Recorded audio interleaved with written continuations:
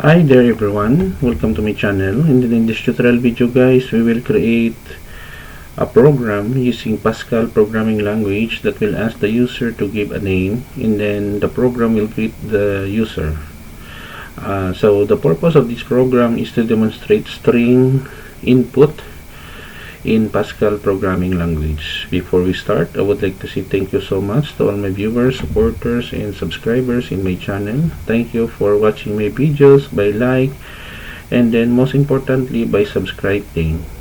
If you are new with my channel and then you like this video, please hit the like button. Don't forget to share. Please support my channel guys by clicking the subscribe button. So let's get started. So basically guys, I'm using free Pascal IDE, that is an open source integrated development environment that can be downloaded from the internet for free. So let us have here the title of our program string underscore input uses CRT. To declare a string in Pascal, we use bar, the keyword bar, variable name colon string, and then I declare 100 characters, semicolon, and then we have here begin CLRSCR. To clear the screen, begin is a keyword in Pascal to begin the body of our program. So we have here write line for new line here. So we have here string input in Pascal to write line here for spacing, and then in this portion of our code we are asking the user to give the name of the person. What is your name?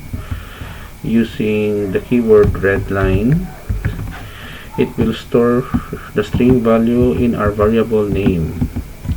Right line hello, single quotation, comma name, comma how are you, new line, and a program, which informs the user that the program has been ended, new line and red line, and then we have here end call period.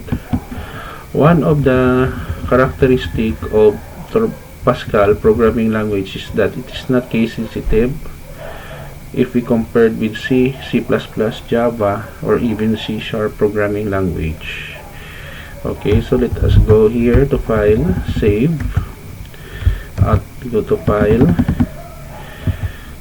compile, check for syntax error, we don't have. Okay, Alt F, and then we run.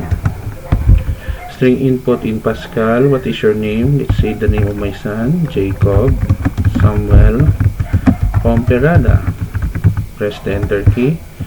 Hello, Jacob Samuel Pomperada, how are you? And a program. Okay, so another example. Run. What is your name? Virgilio, my father's name.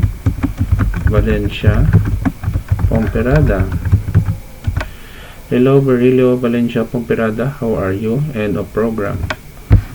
Now for our last example, let us run. String input in Pascal, what is your name? My mother's name is Lydia Rodriguez Pomperada.